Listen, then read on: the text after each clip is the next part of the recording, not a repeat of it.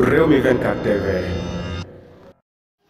dal leen ak jàmm vendredi 4 août 2023 waa Pastef ña ngay wéy di gën di am ay difficulté ginnaaw rek ba ñu annoncé ne kii di Ousseynou Ly fare fa ca parti bii di Pastef moom dañ ko arrêté finalement loolu nekk ay fake news moom di Ousseynou Ly nag jamono yi ñu wax ak yéen kenn rek arrêté guñ ko waaye ñu bari ci askan bi ñu ngi wax ne rek loolu moom du sax information ndax jàpp leen ne képp ku bokk Pastef buñ ne arrêté wuñ la rek leneen la ci topp mooy arrestation ba dañ koy daal di gisaat ci diir bu gàtt. kon bokk fi ñuy wax ak yéen yi daal dinay metti lool ci askanu Sénégal ndax rek bu ñu xoolee Ousmane Sonko bañ ko jàppeek léegi tey la toll ci 6 jours moom di Ousmane Sonko ca prison Sébikotane ba mu nekk fa ak ay difficultés yu méttee métti rek waaye ndaw ñi ñu ngi continuer di manifester wu fii ñuy wax ni rek ngir libérer ki nga xam ne mooy Ousmane Sonko booba ak léegi daal toll na ci juróomi fan rek ñu daal di dagg li nga xam ne moom mooy internet bi ba Sénégal ñu bari rek mënuñu connecté wu fii ñuy wax ak yéen yi suspendre li nga xam ne mooy TikTok li ko waral rek mooy arrestation Ousmane Sonko ñu ne rek tànk bàyyi wuñ ko Sénégal du mos a am jàmm